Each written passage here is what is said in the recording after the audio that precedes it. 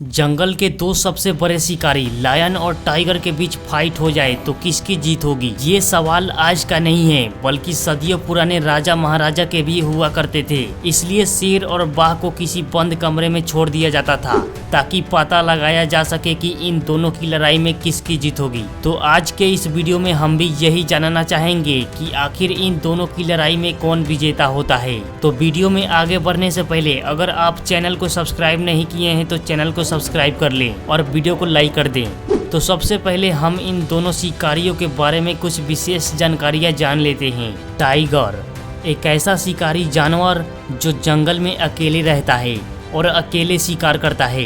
Tiger का ना तो कोई झुंड होता है और ना कोई साथी। ये खुद ही शिकार करता है और खुद ही आराम करता है और खुद ही अपने इलाके की रक्षा करता है। ये बिल्कुल अकेला जीवन जीता है।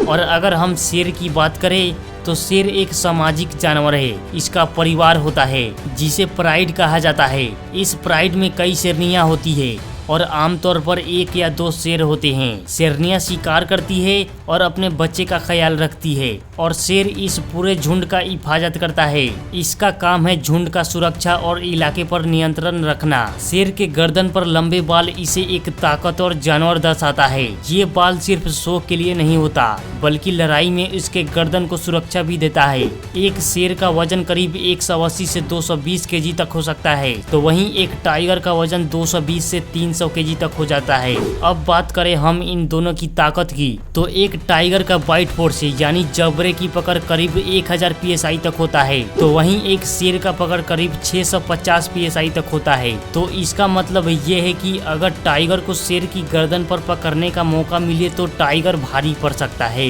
अगर बात करें पंजे की तो टाइगर के पंजे 4 इंचेस तक लंबे होते हैं, वहीं शेर के करीब 1.5 इंचेस तक लंबे होते हैं।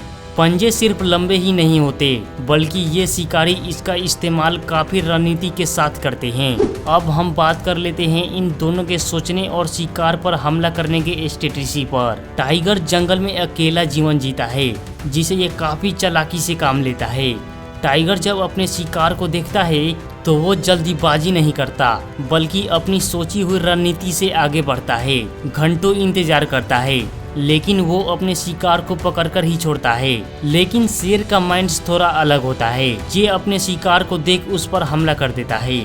और वैसे तो ये ज्यादातर शिकार नहीं करते बल्कि शेरनियां शिकार करती है और ये सिर्फ खाना जानते हैं।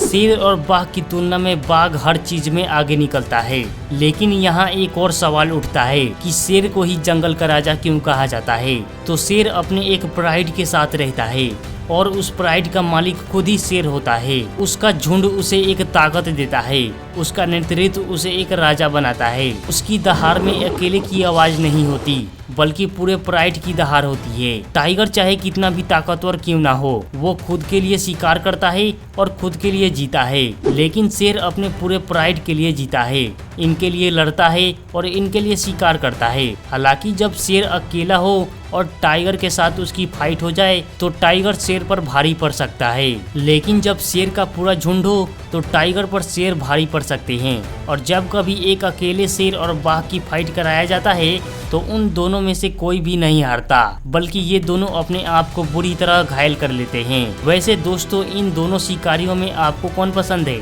कमेंट में बताएं और वीडियो पसंद आया होगा तो वीडियो को लाइक कर दें।